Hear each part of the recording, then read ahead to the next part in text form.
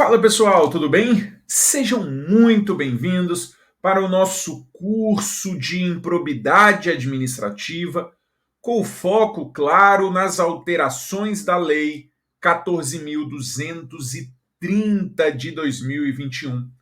Prazer, meu nome é Bruno Betti, sou professor aqui da Casa de Direito Administrativo, sou procurador do Estado de São Paulo e vamos aqui nesses nossos encontros tratarmos dos pontos mais relevantes da improbidade administrativa, passando em pontos que já estavam consolidados no âmbito da 8429, mas também agora passando em novidades, em alterações, em acréscimos da Lei 14.230. Perfeito? Então sejam muito bem-vindos. Vamos fazer aqui do nosso curso um curso bem completo para que você consiga se atualizar. Perfeito? Meus amigos, quero me colocar à disposição de vocês lá no meu Instagram, @BrunoBetCosta, para aquilo que você precisar de tirar dúvidas deste nosso encontro, de qualquer outro ponto do direito administrativo, você poder me mandar @BrunoBetCosta. Perfeito? E além disso, eu sempre publico atualizações, dicas, temas quentes atrelados ao direito administrativo que vai te manter extremamente atualizado. Meus amigos, então vamos lá? Está aqui a nossa temática, que é exatamente a improbidade administrativa. E na improbidade administrativa, eu quero começar com você uma parte que não é lá grande novidade. Eu quero fazer o conceito e aí quero trazer comentários iniciais, mas aí nesses comentários iniciais, certamente nós já teremos pontos relevantes aqui, inclusive com foco já na nova legislação. Anota para mim, pessoal, no que tange, veja ao conceito, que a improbidade administrativa é uma imoralidade qualificada. Quando eu falo em improbidade administrativa, eu estou falando numa imoralidade qualificada, numa situação de enorme gravidade. Portanto, não será todo e qualquer ato, que será considerado como improbidade administrativa. Para ser improbidade, eu preciso de uma imoralidade qualificada. Vem cá, observe o seguinte. O conceito de improbidade vem previsto no artigo 37, parágrafo 4º. A disciplina constitucional, na verdade, vem prevista no 37, parágrafo 4º, que é disciplinado pela Lei 8429 de 92. Esta lei 8429 sofreu grandes alterações agora pela Lei 14.230, perfeito? Mas a lei que rege a improbidade continua sendo a mesma, a Lei 8429 de 92. Bom, já trazendo ponto relevante para você, eu quero aqui passar em dois entendimentos do STJ, que continuam válidos. O STJ analisou o conceito de improbidade, tudo bem? E aí, ao analisar o conceito de improbidade, o STJ realizou dois julgados, um dizendo que há improbidade e um outro dizendo que não há improbidade. Tá, mas antes de nós chegarmos a esses dois julgados, qual foi o entendimento que o STJ adotou acerca do conceito de improbidade? O STJ, valendo-se da doutrina, disse que o conceito de improbidade é um conceito inelástico. O conceito de improbidade é um conceito inelástico, pois está no campo do direito sancionador. Anote isso. O conceito de improbidade é um conceito inelástico, pois está no campo do direito sancionador. De forma que o STJ diz, e o que a doutrina já dizia, é que o referencial da Lei 8429 é o ato do agente voltado à coisa pública, a qual foi chamado a administrar. De acordo com a doutrina, e o STJ replica isso nesses julgados, é que o referencial da 8429 é o ato do agente voltado à coisa pública, a qual foi chamado a administrar. Então, é um conceito inelástico, pois está no campo do direito sancionador. E o referencial da 8429 é o ato do agente voltado à coisa pública, a qual foi chamado a administrar. Perfeito? Então, meus amigos, veja o seguinte. Nesse sentido, o STJ entendeu que, primeiro, não há improbidade administrativa em eventuais abusos praticados por autoridades policiais contra particulares durante abordagem policial. Não há improbidade administrativa em eventuais abusos praticados por autoridades policiais frente a particulares durante abordagem policial. O STJ não está dizendo que o ato é lícito. O STJ não está dizendo que esse ato é legal. Ele só está dizendo que não é improbidade administrativa, porque o referencial da 8429 é o ato do agente voltado à coisa pública, a qual foi chamado a administrar. E de acordo com o STJ, eu não estou nesse referencial quando o agente público, quando a autoridade policial está contra particular em abordagem policial. Isso não é ato de improbidade, embora seja, claro, um ato ilegal, um ato ilícito.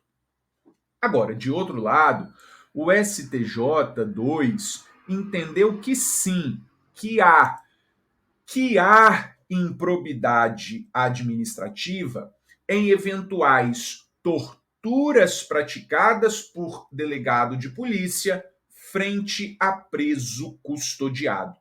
Que há improbidade administrativa em eventuais torturas praticadas por autoridade de polícia frente a preso custodiado. Então a gente começa aqui com esses dois julgados relevantíssimos para a gente entender o conceito da improbidade administrativa. Bom, caminho com você e trago aqui agora o seguinte, olha, a Lei 8429, a Lei 8429 de 92, não se aplica a fatos anteriores à sua vigência. A Lei 8429 não se aplica a fatos anteriores à sua vigência. Não vai se aplicar, perfeito? A Lei 8429 vai ser aplicada da data da sua vigência para frente.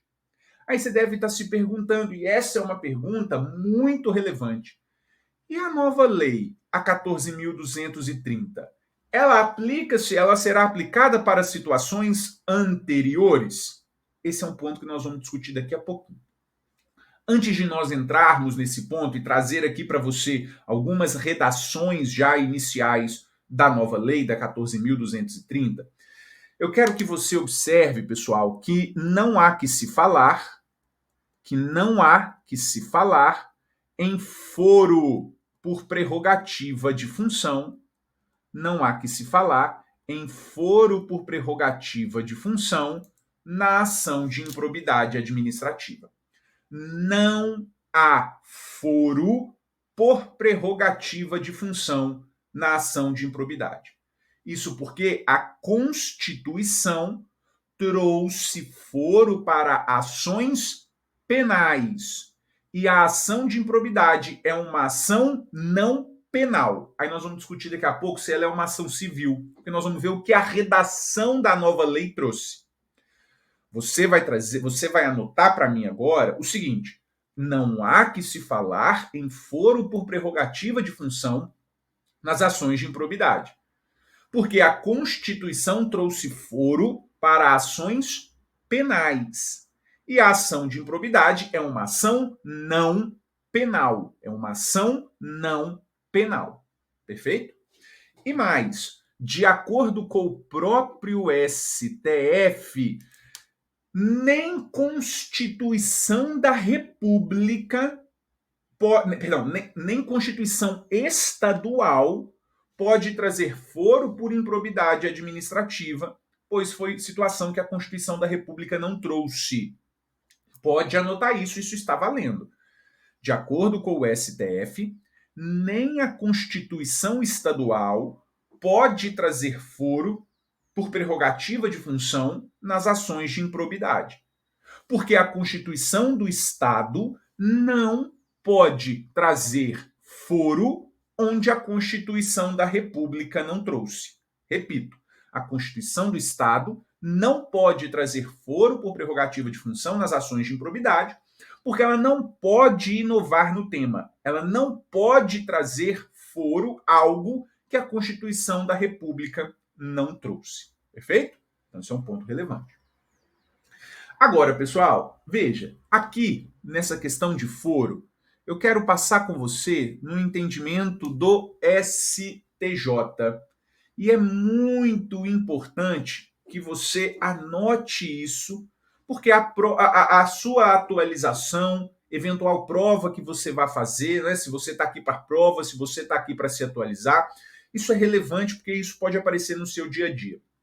De acordo com o STJ, a ação civil de perda de cargo de promotor de justiça, a ação civil de perda de cargo de promotor de justiça, cujo ilícito não seja objeto capitulado na Lei 8429, a ação civil de perda de cargo de promotor de justiça, cujo ilícito não seja objeto capitulado na Lei 8429, será processada e julgada no Tribunal de Justiça.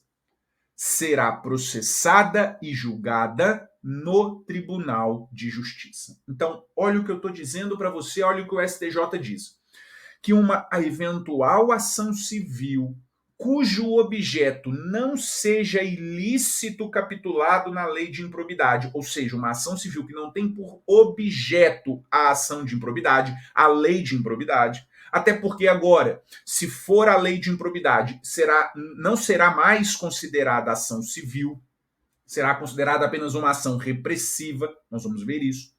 Mas, de todo modo, o entendimento do STJ é relevante para você entender que ação civil de perda de cargo de promotor de justiça, cujo objeto não seja da Lei 8429, terá foro por prerrogativa de função, que no caso do promotor de justiça é o Tribunal de Justiça.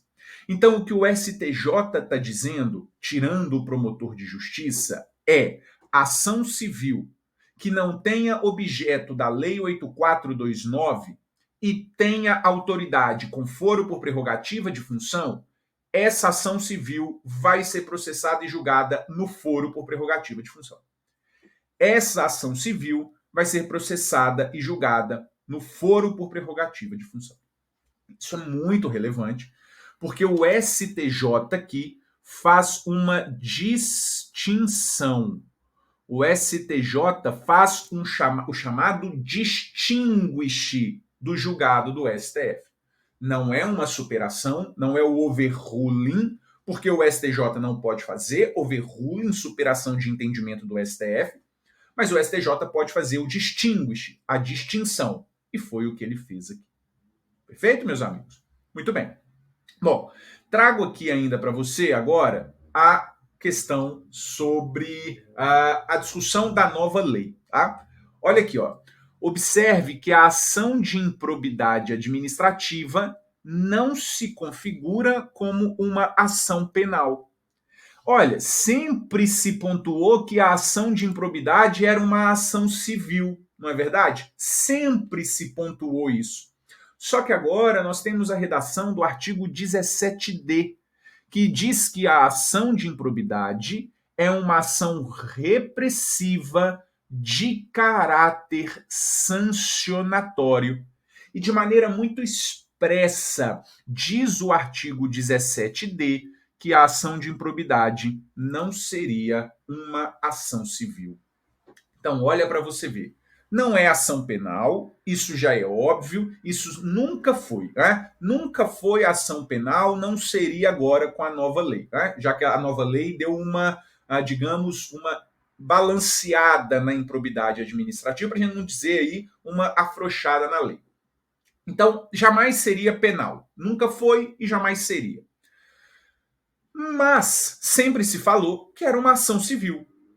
Só que agora a nova lei, a redação dada pela nova lei, disse o seguinte: olha, é uma ação repressiva, de caráter sancionatório, não se configurando uma ação civil.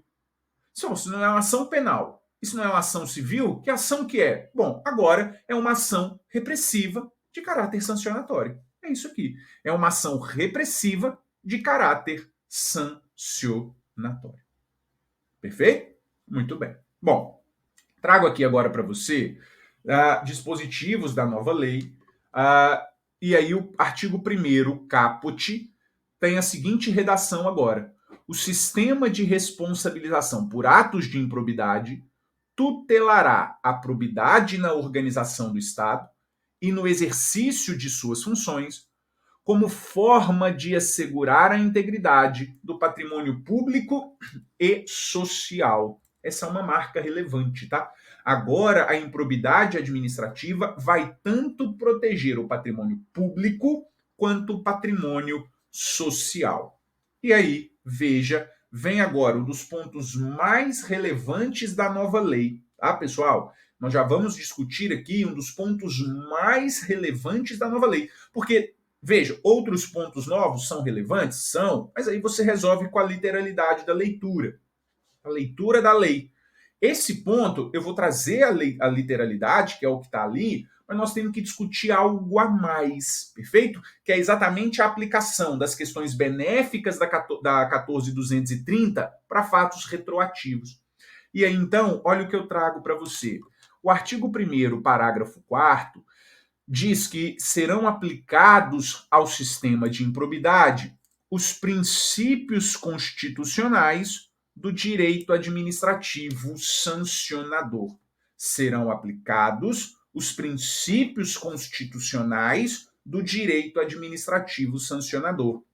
E aí passa-se a discutir: aplica-se as disposições benéficas da 14.230 para os fatos anteriores? Aí nós vamos precisar discutir entendimentos do STJ.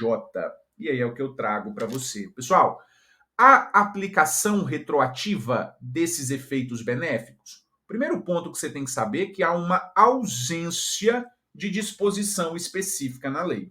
A lei não trouxe. Veja, pessoal, no projeto havia a disposição expressa de que a lei iria se aplicar às situações pretéritas. As situações benéficas iriam ser aplicadas às situações pretéritas. Havia essa previsão expressa.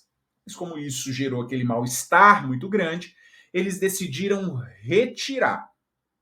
Mas, honestamente, não precisaria retirar. A retirada é apenas a ausência da reprovabilidade social de maneira clara.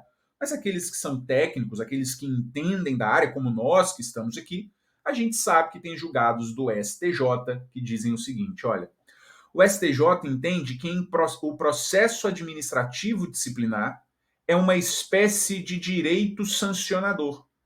Por essa razão, o princípio da retroatividade mais benéfica deve ser também aplicado no âmbito dos processos administrativos disciplinares. Bruno, não entendi. Porque a improbidade não é um processo administrativo disciplinar. Por que você está me mostrando isso? Por causa do artigo 1º, parágrafo 4º. Porque o artigo 1º, parágrafo 4º, diz que aplica-se à improbidade os princípios do direito administrativo sancionador, do direito administrativo sancionador, que é o PAD, que é o processo administrativo. E se ao PAD se aplica o princípio da irretroatividade mais benéfica, a improbidade também vai aplicar.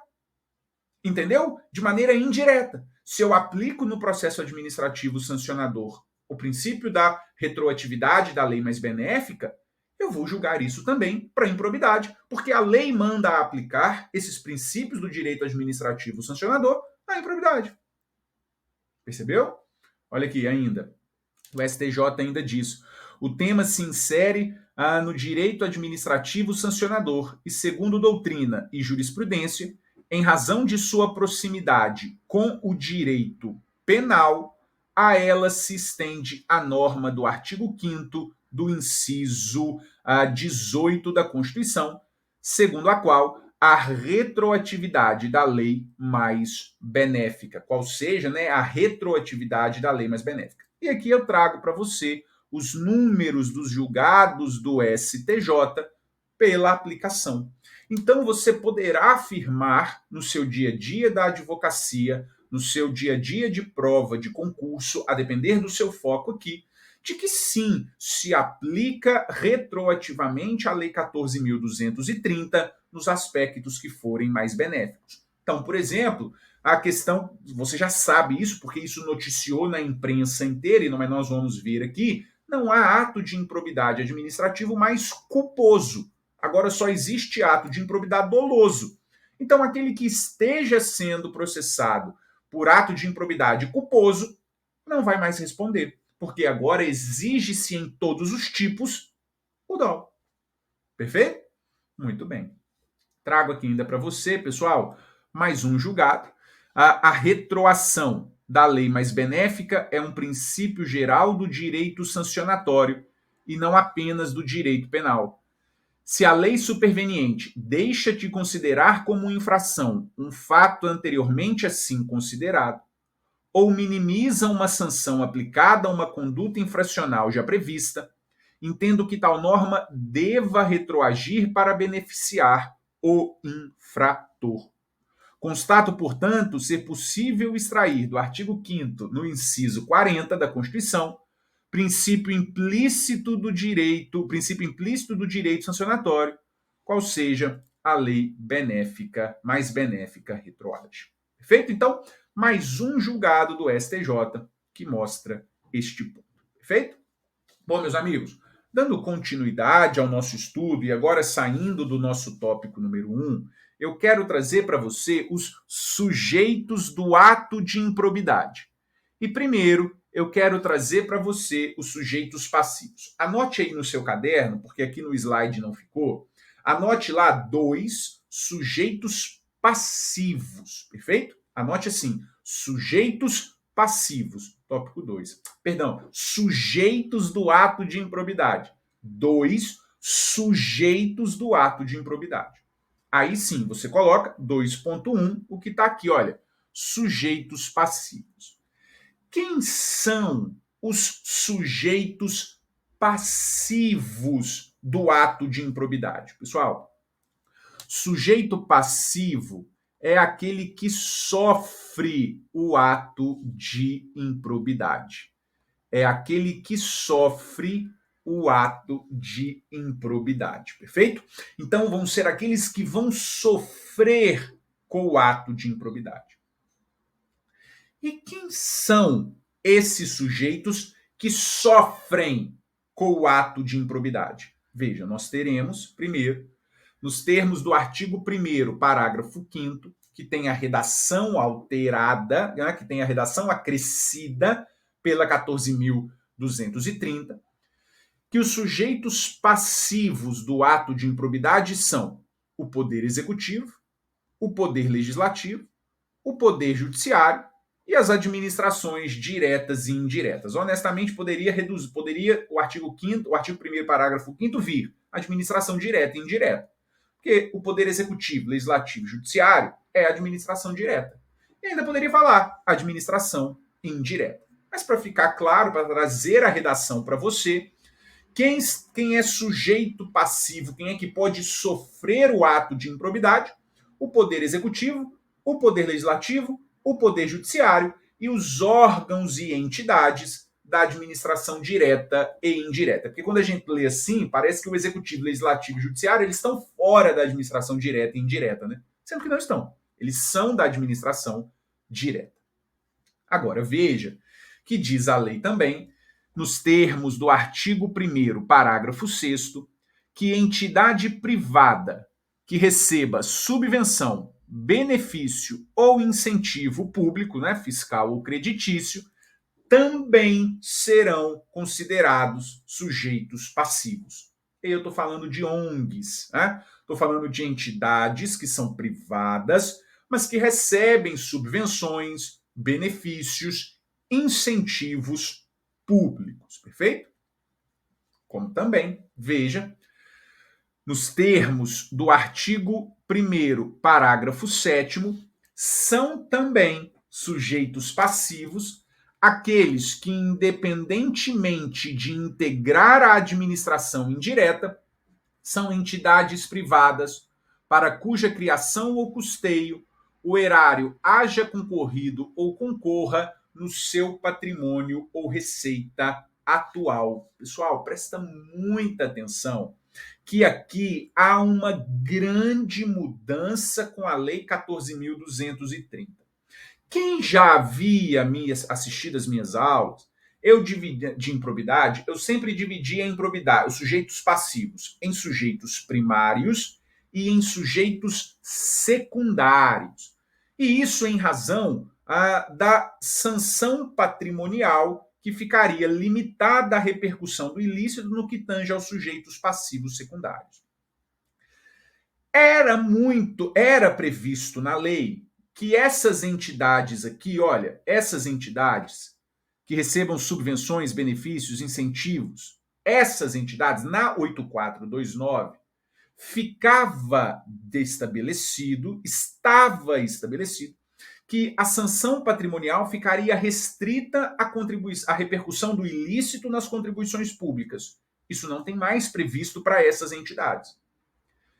Essa restrição ficou apenas para essas entidades aqui, olha, para as quais a criação ou custeio, o erário concorra ou haja concorrido com o seu patrimônio ou receita atual. Então, a nova lei estabelece que sujeitos passivos secundários são apenas esses aqui. São apenas esses que estão previstos no artigo 1º, parágrafo 7º. As entidades para as quais a administração concorra ou haja concorrido com receita ou patrimônio. Com receita ou patrimônio. E aí, então, veja que, neste caso, fica limitado o ressarcimento de prejuízos à repercussão do ilícito sobre a contribuição dos cofres públicos. Fica limitado o ressarcimento de prejuízo à repercussão do ilícito sobre as contribuições públicas. Então, essa limitação ficou restrita a essas entidades para as quais o erário concorra ou haja concorrido com receita ou patrimônio atual. E não mais aplicando essa limitação para entidades que recebam apenas subvenções, benefícios, incentivos públicos. Perfeito? Agora, outro ponto que eu chamo a atenção para você é que não há mais a diferença se a contribuição estatal foi superior ou inferior a 50% do patrimônio ou receita atual da entidade. Que havia essa discussão, havia essa divisão na legislação anterior, antes da alteração da 14.230, que se fosse uma entidade para a qual o erário concorresse com mais de 50%, ela seria considerada sujeito passivo primário, e se fosse com menos de 50%, seria considerado sujeito passivo secundário. Acabou isso. O erário concorreu com o patrimônio ou com a receita anual, atual, não interessa. Vai ficar limitada a repercussão do ilícito sobre a contribuição dos cofres públicos. Não importa se mais ou se menos de 50%. Perfeito? Então, muito bem. No nosso próximo bloco, a gente dá continuidade ao nosso estudo.